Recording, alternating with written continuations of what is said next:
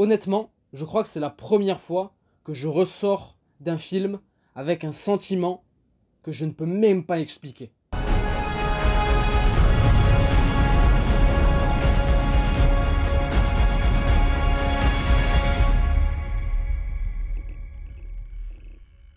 Bonjour à vous ou bonsoir, ça dépend bien évidemment à quel moment vous regarderez cette vidéo, mais dans tous les cas j'espère que ça va pour vous. On va parler évidemment d'Oppenheimer, l'autre film événement qui est sorti cette semaine en même temps que Barbie. Nouveau long métrage du monsieur Christopher Nolan, après son dernier film sorti en 2020, Tenet je crois si je me rappelle bien, oui c'était ça. Cette fois-ci on se concentre, du moins il s'est concentré sur un biopic centré sur Robert Oppenheimer, le fameux père de la bombe atomique, avec tout le contexte historique qui va avec, évidemment. Et comment vous dire que de mon côté, c'était un film que j'attendais énormément, l'un des films que j'attendais le plus de cette année. Pour ceux qui suivent activement la chaîne, j'en ai jamais réellement parlé, j'en ai même jamais parlé du tout finalement, puisque j'ai même pas fait de réaction au trailer de manière volontaire, puisque je n'ai vu aucune bande-annonce qui est sortie autour du film. Je suis pas passé à côté évidemment de certaines images promotionnelles à droite et à gauche et de quelques secondes de certaines vidéos, mais globalement les trailers, vrais trailers comme on en fait aujourd'hui pour vendre un film et un petit peu son histoire de manière assez mystérieuse, etc. Je ne les ai pas regardés parce que j'avais pas envie, tout simplement, et j'avais envie de rentrer dans la salle de cinéma, de m'asseoir sur le siège pour ma séance d'Oppenheimer de la manière la plus pure, authentique et innocente possible pour réellement me prendre ce film de 3 heures en pleine gueule, de manière brute de pomme. Et comment vous dire que je l'attendais également aussi, puisque déjà j'aime beaucoup le cinéaste, Christopher Nolan, ça fait partie de mes réalisateurs préférés, du moins du cercle très fermé où je ne déteste véritablement aucun de ses films. Il y en a évidemment que j'aime plus que d'autres, mais globalement je n'en déteste aucun. Et c'est un cercle très fermé, il n'y en a pas beaucoup en soi. Et aussi le casting, les amis. Le casting, est-ce qu'on peut parler de ces têtes d'affiche absolument incroyables? Cillian Murphy, déjà, dans le rôle principal. Et en tant que fan de Cillian Murphy, puisque j'adore, par exemple, la série Peaky Blinders, c'est une de mes séries préférées. Donc, évidemment, elle repose énormément sur le personnage incarné par Cillian Murphy, qui est absolument incroyable, légendaire, mythique, absolu. Et déjà, ça faisait plaisir de savoir qu'il allait être l'acteur principal dans un film, là où habituellement, même pour Christopher Nolan, hein, il a joué dans quelques films, Dunkerque, Inception entre autres, même les Batman, et il était souvent second rôle, mais il avait jamais réellement le rôle principal, et là c'était la première fois réellement, hein, du moins de manière assez récente, en dehors de sa série Peaky Blinders, que Cillian Murphy avait le rôle principal d'un gros film, enfin du moins d'un gros projet. Et j'adore cet acteur. Et comment ne pas parler de Robert Downey Jr. Est-ce que je dois le présenter? Non, pas forcément. Est-ce que je suis objectif par rapport à cet homme? Non, pas du tout. Est-ce que j'en ai quelque chose à foutre? Non, pas vraiment non plus. Mais Robert Downey Jr., évidemment, immense acteur, icône absolue, légende. Il n'y a pas assez d'adjectifs pour qualifier tout l'amour que je porte à ce monsieur. Mais en tout cas, ça faisait très plaisir de savoir que il allait être de retour au cinéma dans un rôle particulier, autre évidemment que celui de Tony Stark dans le MCU après Endgame, et en plus dans un film Nolan, et avec cette ampleur-là, cette ambition, 2 acteurs qui suffisaient à me vendre le film. Hein, voilà, tu me parles de Cillian Murphy, de Robert Downey Jr., tu me parles que de Robert Downey Jr., déjà ça suffit, mais si en plus tu me rajoutes Cillian Murphy, la place elle peut être à 100 balles, je paye 100 balles pour aller le voir, enfin bref, j'attendais énormément ce film qui avait le potentiel d'être le film de l'année pour moi, vraiment d'un point de vue subjectif. Et comment vous dire que le ressenti que j'ai après une séance de 3 heures, c'était absolument dingue. J'ai pris une claque, une réelle claque. Cette critique sera, je pense, dans un premier temps, sans spoiler, sans véritablement rentrer dans les détails de l'intrigue, etc. Et mon Dieu, qu'est-ce qu'il y a beaucoup de choses à dire, et je pense que même moi là, dans cette vidéo, je ne vais pas pouvoir véritablement parler de tout, puisqu'il y a certains détails que je n'ai pas perçus, certains détails que je vais manquer, et c'est tout le bonheur que peut faire ressentir ce genre de film, de le voir, de le regarder une première fois, d'être conscient qu'il y a énormément de choses qui sont racontées, qui ont été dites, que tu as manqué, et qui vont nécessiter une relecture en plus, quelques jours, quelques semaines, quelques mois plus tard. Mais en tout cas, on est typiquement dans ce genre de film-là, et c'est honnêtement ce que je voulais. Et je m'attendais à ça. Christopher Nolan m'a surpris sur de nombreux aspects, quand même, par rapport au film. Je m'attendais pas forcément à ça, de lui. sur l'histoire, sur la manière dont il a voulu nous la raconter. C'est assez paradoxal puisque je m'attendais à être surpris, mais je m'attendais aussi à retrouver certains points qui font le cinéma de Nolan, sur le fond par rapport à l'écriture, mais aussi sur la forme, la mise en scène, la manière où toute l'histoire prend forme, sur l'aspect visuel, technique. C'était particulier, c'est un film de Nolan, et à chaque fois qu'on va voir un film de Nolan, je trouve qu'on s'attend à certaines choses, mais tout en étant conscient qu'on va être surpris parfois sur certaines autres choses, et je trouve qu'on est typiquement dans ce carcan-là, on n'en sort pas indemne, clairement. Nolan fait partie de ces cinéastes qui font des films, qui projettent ensuite et qui l'offrent aux spectateurs, et ensuite on va en ressortir pas innocent. Pas innocent, on va pas en ressortir indemne quoi. On va avoir un certain ressenti, qu'il soit positif ou négatif, là n'est pas la question, mais au moins on va ressentir quelque chose quand on ressort de ce film là, qui va rester en tête parfois un certain long moment. Et Oppenheimer, c'est typiquement la quintessence, je trouve, de ce que Nolan a fait au summum de sa carrière. Je trouve, attention, je pars loin, mais je trouve que on est sur quelque chose d'absolument à son prime, à sa manière, tout en étant différent par rapport à ce qu'il a proposé même par le passé, en y retrouvant certains codes malgré toute sa filmographie, même certains trucs similaires par rapport à ses précédents films par moment. J'ai un petit peu retrouvé du Prestige, j'ai un petit peu retrouvé de l'Interstellar carrément, j'ai même retrouvé un petit peu de Dunkerque. C'est une espèce de pêle-mêle et de mélange de tout sans pour autant être bateau, simpliste, basique. Au contraire, il arrive à nous prendre au dépourvu, il arrive à nous prendre à contre-pied avec énormément de qualité, mais à un niveau absolu. Le montage est typiquement important, fou.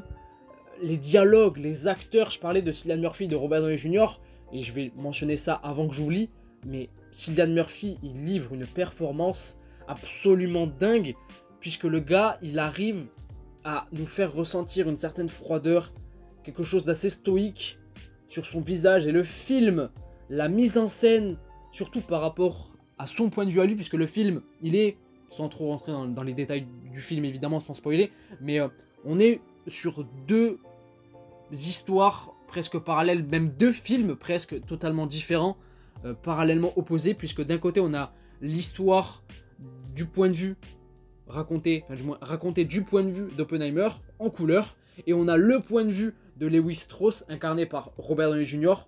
qui dépeint autre chose, et même sur l'aspect objectif du point de vue de Robert Oppenheimer en couleur. Et on a ces deux parallèles là qui s'opposent, on a une tension qui est dépeinte, qui est racontée, qui est montrée, qui est construite de manière totalement désorganisée au départ, où on commence directement sur quelque chose qu'on comprend pas forcément au début, et ça va prendre du temps puisque petit à petit les choses vont monter crescendo. Ça va être une espèce de puzzle qui va s'articuler et qui va s'assembler sur les 3 heures à un moment donné, où tu vas arriver sans doute sous la dernière heure, dernier 3/4 d'heure, voire même la dernière demi-heure, où tu vas réellement avoir tout qui va s'assembler, où là tu vas atteindre un point de tension, de suspense, d'intensité que le film te procure, où tu es vraiment pris à la gorge, le souffle coupé par le rythme. Les dialogues sont d'une précision, j'ai jamais vu ça. Les dialogues font tout, donnent le tempo, et en fait, ils sont tellement forts, puissants, précis, qu'on a l'impression de regarder un film d'action en fait. Tellement c'est intense, tellement c'est là, faut s'accrocher du début à la fin. Faut s'accrocher de la première seconde jusqu'à la toute dernière. C'est comme ça, faut pas vraiment rater une miette, sinon c'est compliqué. Faut pas aller pisser entre deux, c'est chaud sinon. Mais waouh, Oppenheimer, j'ai pris une énorme claque, je pense que vous l'avez compris, mais les acteurs, puisque j'étais sur ça évidemment avant que je m'éparpille, Cillian Murphy, je sais pas si on peut réellement parler d'Oscar là actuellement, c'est un petit peu trop tôt ou quoi que ce soit, mais en tout cas même Robert Downey Jr., quel plaisir de revoir un Robert Downey Jr. à ce point excellentissime, à un niveau absolu. En fait, il y a énormément d'acteurs dans ce film, d'actrices également, très connus, franchement, limite c'est des caméos presque, à droite et à gauche, tellement les têtes sont... tu les connais, c'est évident, que ce soit du cinéma de manière générale, mais aussi du cinéma de Nolan, pardon, je galère à dire le nom, mais des fois, c'est des prestations qui durent même pas 5 minutes, où c'est des acteurs prestigieux, avec un talent énorme, et en fait, je me suis carrément dit que Nolan, il avait ses personnages en tête, avec les dialogues bien précis, et il avait typiquement les acteurs et les actrices qu'il voulait pour 5 minutes. Et basta. Ensuite, drop de mic, Rami Malek, Gary Oldman, Casey Affleck, des acteurs connus, talentueux, qui apparaissent que 5 minutes, mais qui délivrent une performance légendaire en 5 minutes, qui s'incorpore dans quelque chose d'absolument énorme et épais, narrativement parlant, visuellement parlant. Tout est réussi techniquement, c'est un truc de dingue. Mais pour revenir à Cillian Murphy et Robert Downey Jr., je trouve que là, on est typiquement sur... Voilà, si les deux gagnent à la fois l'Oscar du meilleur acteur dans un rôle principal, que ce soit pour Cillian Murphy, et le meilleur acteur dans un second rôle pour Robert Downey Jr., pour Oppenheimer, là, ce film, bah, c'est totalement mérité, puisque les deux livrent quelque chose d'absolument fou. On est sur une rivalité qui se construit petit à petit, sans réellement confronter de manière majoritaire les deux personnages, sans rentrer dans les détails, mais c'est absolument dingue. Franchement, wow, techniquement, le film, c'est du Nolan. Et je dirais que ce qui est assez paradoxal, c'est que Nolan ne m'a pas surpris dans sa mise en scène. Je trouve que si on me demande un film de Christopher Nolan pour réellement avoir son style visuel à proprement parler, c'est pas Oppenheimer que je citerai. Le film est magnifiquement bien réalisé, il est très beau, une belle photographie, il n'y a pas de souci là-dessus. Techniquement, c'est réprochable. Mais je trouve qu'on est sur une mise en scène assez particulière, qui est très intimiste à la fois, mais très contemplative, sans forcément l'être véritablement. C'est assez particulier, mais surtout le montage, pour rester sur l'aspect technique, la direction artistique pour recontextualiser cette époque-là, ce côté assez historique. On est sur le milieu du XXe siècle, l'Amérique, l'Europe, enfin voilà, on connaît, mais le sound design, je vais m'arrêter sur ça, le sound design, la musique composée par Ludwig Göransson. Habituellement, Nolan travaille avec Hans Zimmer, qui a composé les musiques des Batman, Inception, Interstellar, enfin bref, très connu évidemment. Là, cette fois-ci, il a collaboré avec Ludwig Göransson, autre compositeur très connu à Hollywood aujourd'hui, hein, qui a une certaine réputation, évidemment, très talentueux. Black Panther, le thème de la série The Mandalorian, Creed aussi, hein, récemment. Enfin, du moins, récemment, non, le premier, le deuxième, je crois aussi, mais en tout cas, le premier, c'est sûr. Enfin bref, très connu, très talentueux, il n'y a pas de souci. Et là, il livre une composition que je peux pas forcément chantonner là, qui m'est pas restée en tête, mais quand tu es devant le film, elle a une importance folle, et même toute l'ambiance sonore, bah, il y a un énorme travail. Il y a de la narration visuelle dans le film, de par la mise en scène de Nolan, qui est très inventive, très rude, très froid, très glaciale à certains moments, mais qui est là, qui est présente, qui saute aux yeux. Mais il y a aussi une narration sonore. Le film te fait ressentir des choses et te transmet des aspects de la narration par la sonorité. Des bruits de respiration, des bruits de foule, des applaudissements de main, de la vibration, des explosions. On est vraiment happé dans un truc immense de par les acteurs qui sont à leur prime à tous les niveaux. J'ai jamais vu ça. Les dialogues précis, pointus, qui te tiennent en haleine et qui te font ressentir quelque chose d'intense. Mais aussi la mise en scène, la photographie, l'ambiance sonore. Tout est au petit oignon en fait pour te prendre une fresque absolument dingue pendant 3 heures. Qui passe crème, mais de manière assez folle. Tu as l'impression d'être sur un film d'1h45, 2 heures. Puisqu'il se passe à la fois tellement de choses. Tout s'enchaîne vite, le montage, comme je vous l'ai dit, il est assez déconstruit d'un point de vue chronologique. Et c'est peut-être même trop par moment, où t'as l'impression que ça se perd un petit peu, mais de manière volontaire, mais trop volontaire sans doute, pour donner cette impression de puzzle qui prend forme avec le temps. Je vais pas vous mentir que cette vidéo-là, et mon avis sur le film, il est assez expérimental pour l'instant. Mais je trouve que c'est bénéfique d'en parler en vidéo de manière très à chaud et brute de pomme comme ça, puisque le film, je ne l'ai pas du tout digéré encore, pas du tout. J'ai terriblement besoin et surtout envie de le revoir, vraiment, et j'ai hâte de savoir comment le film va évoluer dans mon esprit dans les jours, semaines, voire même mois à venir. Et ce sera très intéressant sans doute de dresser un bilan à la fin de l'année, puisque Oppenheimer, je le dis, je le répète, a le potentiel d'être mon film là de l'année, tellement j'ai pris une claque monumentale, je me répète beaucoup, je suis désolé. Mais c'est absolument dingue. Ce que j'ai aimé aussi sur la narration, puisque c'est surtout ça hein, qui est très très très important dans le film je trouve, c'est ce qui donne le là sur tout le reste et qui suit le mouvement. Puisque là on est sur un film qui est entièrement écrit par Christopher Nolan je crois si je me rappelle bien, et dans sa filmographie, je crois que c'est la deuxième fois qu'il écrit seul son film, là où habituellement il était accompagné je crois de David S. Goyer sur certains films, notamment les Batman, peut-être que je dis une connerie mais en tout cas, ou alors son frère Jonathan Nolan, qui est au scénario à ses côtés également. Là il est tout seul, je crois que c'était également le cas pour son dernier Tenet en 2020. Là, il est tout seul et je trouve qu'on est typiquement sur ce que Nolan peut faire de mieux sans doute.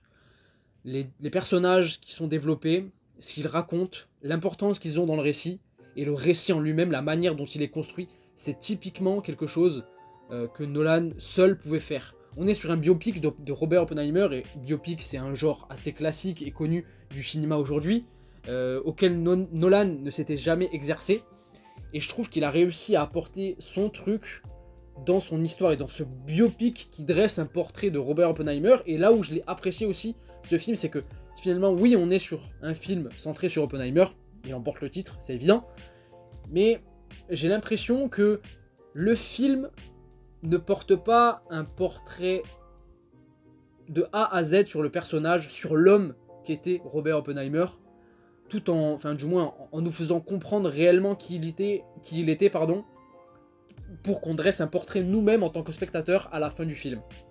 Dans mon interprétation, j'ai pas senti que Nolan, à travers ce film, voulait montrer qui était Robert Oppenheimer pour nous en tant que spectateurs, mais c'est surtout un portrait qui est dressé par les autres personnages qui gravitent autour, notamment Lewis Strauss, incarné par Robert Downey Jr., sans réellement nous donner des réponses.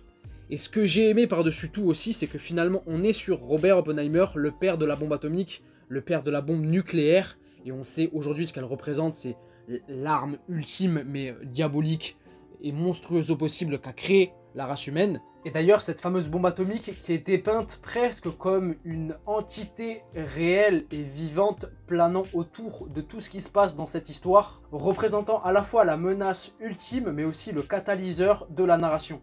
Et par rapport à ça, sur cet aspect-là, on aurait pu partir sur quelque chose d'assez classique en termes de biopic sur l'homme qui était Robert Oppenheimer, dans le sens où on aurait pu dresser un portrait de manière totalement ignoble du bonhomme, en nous disant c'est lui, l'affreux personnage, si je peux dire ça comme ça, qui a créé la bombe atomique, en nous montrant réellement pourquoi, comment, pour quelles raisons, de manière précise et conséquente. Je trouve qu'on n'est pas là-dedans, on est sur un point de vue assez objectif, et sans véritable réponse. Le film ne transmet aucun message, j'ai l'impression. Aucun message formel, pertinent et tangible. Il veut nous laisser sur quelque chose d'ouvert, libre à notre questionnement, libre à nos interprétations multiples qui peuvent être dressées en long, en large, en travers, sur le premier visionnage, sur le deuxième, avec énormément de points mystères parsemés par-ci par-là, à de nombreux moments dans le récit, de manière totalement déconstruite et qui prennent forme, on va dire, au fur et à mesure où on avance dans le récit et dans le long métrage. Au bout de 2 heures, de 2h15, 2h20, 2h30, on a réellement les réponses qui sont données par rapport à ce qui se passait directement ou au tout début, où on ne comprenait pas réellement ce qu'on regardait. Et on était un petit peu décontenancé, surpris par la direction qu'a pris Nolan pour raconter son histoire, qui dépeint à la fois le côté scientifique, le côté guerre, politique et même humain quelque part, puisqu'on est face à un physicien, oui, qui a eu l'idée d'une création, d'une invention, et je trouve que sur l'aspect de ça, ben, on est encore sur un récit qui dépeint même quelque chose d'assez humain par rapport au physicien, qui est même porté sur un aspect divin, quelque part. On a certaines analogies qui sont faites dans le film, même dès le début, par rapport à certaines notions historiques, même mythologiques, où on compare certains personnages, notamment Robert Oppenheimer, à certaines divinités, pour opposer les choses et transmettre sans doute un message par rapport au film, mais tout en tout en ne portant pas de réels messages moraux spécifiques et moraux en fait à la fin, dans lequel on aurait pu être, je trouve, si quelqu'un d'autre aurait réalisé ou même écrit un biopic sur Robert Oppenheimer. Nolan ne va pas sur cet aspect-là et dresse quelque chose d'assez particulier. Je crois que je suis dans la partie sans spoiler depuis le début, je suis parti complètement en cacahuète.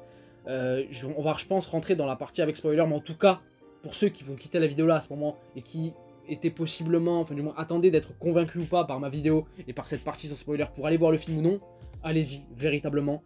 Accrochez-vous, ça ne va pas plaire à tout le monde je pense, mais en tout cas vous allez réellement ressentir quelque chose, pas forcément positif, mais en tout cas ressentir quelque chose, et c'est propre au cinéma de ressentir ces choses-là à travers des films de ce type, de ce style, et qui font un bien fou dans l'horizon actuel à Hollywood, vraiment. Mais en tout cas c'était quelque chose, j'ai adoré, j'ai pris une claque, je pense que ça se voit, ça s'entend depuis tout à l'heure. Mais allez-y, allez vous faire votre propre idée. Et maintenant, on passe directement dans la partie avec spoiler, puisqu'il y a pas mal de choses à dire. Et je pense que je vais même pas forcément parler de tout. Ça va être très compliqué, mais on y va tout de suite. You are the man who gave them the power to destroy themselves. And the world is not prepared.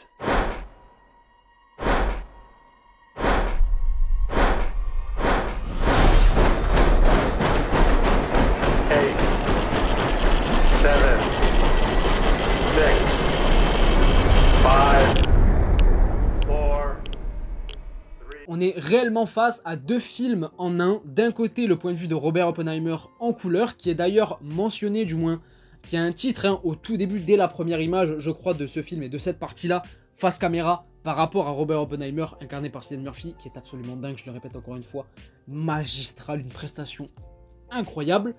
Et je crois que cette partie-là est dans un premier temps titrée Fission, donc fission nucléaire, hein, voilà, le champ lexical du sujet principal du film, hein, on parle d'atomes, de bombes atomiques, de bombes nucléaires, on est dans le champ lexical de ce registre-là, t'as compris. Et le point de vue en noir et blanc dépeint et raconté par, du moins majoritairement, Robert Downey Jr. en tant que Lewis Strauss, est titré, je crois, Fusion, encore dans le champ lexical du nucléaire. Et ouais, on est typiquement dans deux films en un, puisque on a d'un côté la construction déconstruite, quand même, hein, mine de rien, puisqu'on fait des allers-retours, je trouve, entre passé, présent, dans le contexte du film, évidemment, par rapport à la vie de Robert Oppenheimer, où on a la construction, finalement, du bonhomme par son objectif de construire et cette idée de concevoir une certaine bombe atomique, sans forcément avoir l'idée d'entrée de jeu, mais plus en théorisant sur les étoiles, de manière assez classique, hein, évidemment, mais on a toute cette construction, on a une remise en contexte de l'aspect professionnel du bonhomme, de l'aspect humain aussi, puisqu'on est dans un temps, on est sur un presque, on est dans les années 30, presque en temps de guerre, et la guerre va prendre véritablement beaucoup de place sur une grosse partie du film, où par la guerre, donc la Seconde Guerre mondiale, on va être sur cette course à l'armement, et course sur cette bombe atomique, supposément en temps de guerre, donc de manière totalement secrète, sécurisée et le plus vite possible, où Robert Oppenheimer va être au milieu de tout ça, être vu comme un prophète, pas forcément exempt de tout défaut, pas forcément exempt de tout reproche, où on va remettre en cause, mais pas sur l'entièreté du récit, son idée, son ambition, par rapport à l'échelle humaine. Et ensuite, c'est quelque chose qui va complètement disparaître par les personnages qui gravitaient autour de lui, mais qui va réapparaître surtout par rapport au traumatisme que cela lui procure. Exemple tout bête, les deux meilleures scènes du film pour moi, c'est la séquence où il parle au public et à la population de Los Alamos. Après la réussite, c'est tellement triste et dramatique de dire ça, mais de la bombe, première bombe, sa bombe qui a explosé à Hiroshima au Japon, qui a mis un terme quelque part à la Seconde Guerre mondiale. Cet aspect-là où tu as à la fois un Robert Oppenheimer qui fait bonne figure face aux gens, au peuple, et puis intérieurement, et c'est dépeint par la narration visuelle de Nolan, vit un traumatisme énorme et profond en lui, ça le hante, ça se transmet par le regard absolument dingue de Cillian Murphy, qui est magistral. Non, franchement, c'était énorme. Et la deuxième scène, un petit peu de ce genre aussi, c'est un petit peu plus tard dans le film où on a la dernière opposition entre Robert Oppenheimer et toutes les personnes qui étaient face à lui pour ce fameux procès, entre guillemets, lui reprochant de ne pas être loyal envers le pays des États-Unis.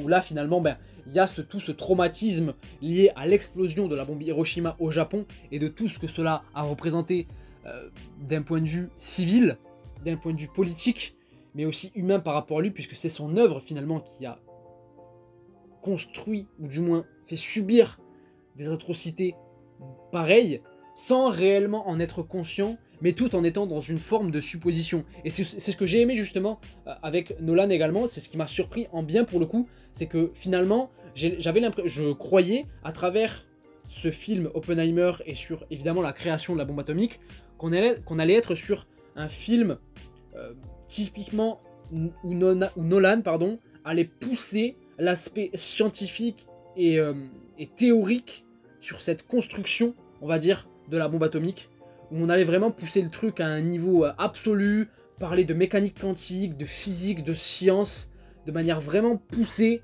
précise, et je trouve qu'on n'y est pas. J'ai même l'impression que l'aspect scientifique, il est surtout présent sur la première partie, et qu'il s'éteint au fur et à mesure du récit pour laisser place à un contexte politique encore plus grandissant et encore plus présent, surtout même par rapport à Robert Oppenheimer, où on a l'impression par moments que finalement, c'est même plus un physicien, mais surtout un politique. C'est ce qui lui est reproché justement dans le film, et c'est ce que j'ai trouvé très malin dans le film, où il y a cette loyauté de lui-même qui va être remise en cause par certaines personnes, justement, construites de manière assez maligne et maléfique, si on peut dire ça comme ça, dans l'ombre par le personnage incarné par Robert Downey Jr., Lewis Strauss, c'est justement la révélation une des révélations qui arrive dans la dernière demi-heure du film, où on comprend finalement que c'était juste un combat d'orgueil et une certaine vengeance qui a pris forme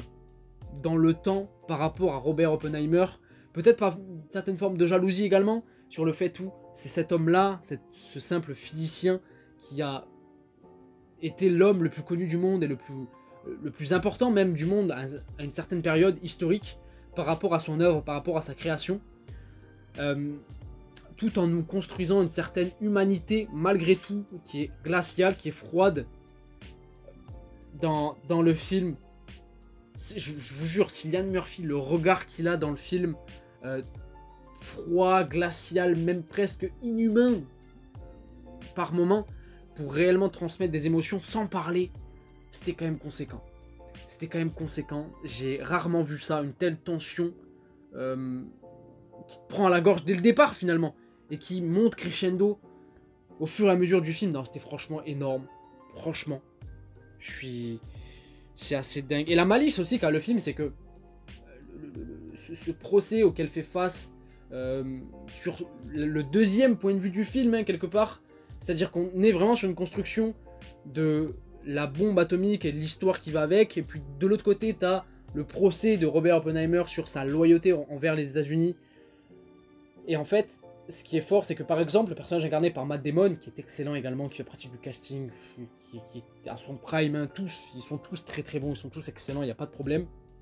Le personnage de Matt Damon, qui est un commandant de guerre, Gross, je crois qu'il s'appelle, qui est à la base, justement, pas forcément très friand et très fan du bonhomme, et qui avait certaines a priori, certaines réticences envers l'homme et le physicien qui était Robert Oppenheimer, qui n'en était pas forcément un pour lui à la base. Et finalement, c'est par ce biais-là, par cet homme qui ne portait pas Robert Oppenheimer dans son cœur et qui ne lui attribuait pas forcément énormément de respect à la base, qui en vient à le soutenir de manière purement loyale, lui-même en tant que commandant de guerre des États-Unis. Donc niveau boy scout et loyauté envers son pays, je pense qu'on peut pas faire plus cliché sans dépeindre le côté négatif du terme. Et c'est lui qui soutient le plus Robert Oppenheimer et qui porte la loyauté du bonhomme envers son pays face aux autres qui le jugent de déloyal, justement. Et c'est là où toute la malice du film, c'est que finalement, comme je vous l'ai dit en partie sans spoiler, le film dresse un portrait du bonhomme et du personnage qu'était Oppenheimer, mais pas forcément d'un point de vue subjectif, véritablement en détail sur sa personnalité, sur ses convictions, sur sa mentalité, du moins pas à 100%, mais surtout un portrait qui est dressé du point de vue des autres par un certain jugement et un changement peut-être même de ce jugement avec le temps au fur et à mesure de l'histoire et sur ce qui est raconté. C'était ouf. C'était ouf. Les 5 minutes de Rami Malek en lien avec les acteurs qui sont là pour 5 minutes mais qui délivrent une performance absolument dingue de par ce qu'ils transmettent dans les dialogues et dans ce qu'ils apportent dans l'histoire et les messages qu'ils font passer et l'émotion qu'ils transmettent. Rami Malek, sur ces 5 minutes qu'il a dans la dernière demi-heure, Gary Oldman qui incarne le président américain, Truman, pareil, glacial, déprimant, ça saute aux yeux. C'est absolument dingue. Emily Blunt, je suis pas fan de cette actrice généralement, je sais pas pourquoi, mais qui est excellente également dans le film. Florence Pugh, qui a pas forcément un rôle énorme sur l'aspect du temps d'écran, mais qui est assez primordial dans l'histoire personnelle de Robert Oppenheimer malgré tout, et qui dépeint une certaine vision de lui-même, pas forcément toute blanche, mais avec assez de nuances malgré tout. C'est un énorme film là, et je pense que ça se comprend, j'en ai parlé en long, en large, en travers, peut-être même beaucoup trop, ce qui donne une vidéo assez longue, je m'en excuse évidemment, mais c'était vraiment un truc expérimental que j'avais besoin de transmettre de cette manière-là. Je voulais pas être là dans une vidéo classique avec des cuts, etc. Je voulais vraiment transmettre ça de manière la plus authentique et pure. Dans les dispositions finalement que j'ai découvert le film et que je l'ai pris en pleine gueule, une fresque absolument légendaire, j'ai bégayé ne serait-ce que quelques secondes, mais en tout cas, Oppenheimer c'était costaud, très costaud. Je sais pas comment le film va être digéré dans mon esprit, même si j'ai quand même une petite idée, mais en tout cas j'ai très hâte de le revoir. Je sais pas si j'en reparlerai sur la chaîne, si je peux avoir d'autres pistes de réflexion qui peuvent être transmises ou pas, mais en tout cas... c'était très très fort. C'était très très fort, et puis avec cette fin ouverte face à Albert Einstein d'ailleurs, qui est dans le film, on a Albert Einstein et le film n'est même pas centré sur lui, mais c'est juste pour apporter un certain contexte historique et conséquent dans le film par rapport à ce qu'il dégage et ce qu'il raconte, et de nous laisser sur cette fin, sur cette discussion pardon, entre Oppenheimer, Einstein, et sur cette question, ou du moins ce message psychologique et éthique qui nous est posé là, et qu'on interprète nous de manière la plus authentique et subjective qui soit, comme on peut l'interpréter. Enfin, bref, t'as compris. C'était conséquent. Franchement, c'était conséquent. Cillian Murphy, Oscar, ce serait pas déconnant. Robert Downey Jr., s'il vous plaît, Oscar, ce serait pas déconnant non plus, du moins il le mériterait totalement. Reste à savoir d'ici là quelle concurrence il y aura, mais en tout cas, Oppenheimer, ne serait-ce que le film en lui-même, gros challenger pour les Oscars de l'année prochaine. Ça va être costaud, ça va être très très très costaud. Et j'ai hâte, franchement Nolan, merci d'être de retour avec un film comme ça, de ce genre, de ce style, aussi énorme, ambitieux, intimiste à la fois, et surprenant également, en tout cas en ce qui me concerne. C'était fort, très très fort. Et moi je pense que j'ai tout dit, du moins le gros du morceau. J'ai sans doute oublié 2-3 points encore une fois, mais c'est comme ça. En tout cas, le gros de mon avis, il est condensé dans cette vidéo. Je vais y arriver. N'hésitez pas de votre côté à me dire tout ce que vous avez pensé du film, si vous êtes resté jusque là dans la vidéo. Merci en tout cas.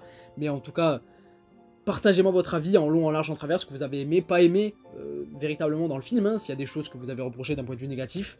Apporter certaines pistes de réflexion qui peuvent être intéressantes et qu'on en débatte, potentiellement ça peut être cool. Mettez un petit pouce bleu si la vidéo vous a plu, à vous abonner également si c'est pas déjà fait, mais vous êtes obligé de rien, faites ce que vous voulez. Et puis moi je vous dis à la prochaine, prenez soin de vous, je fais une grosse bise. Prenez soin de vous et de vos proches, c'est mieux construit comme ça. Allez, ciao ciao.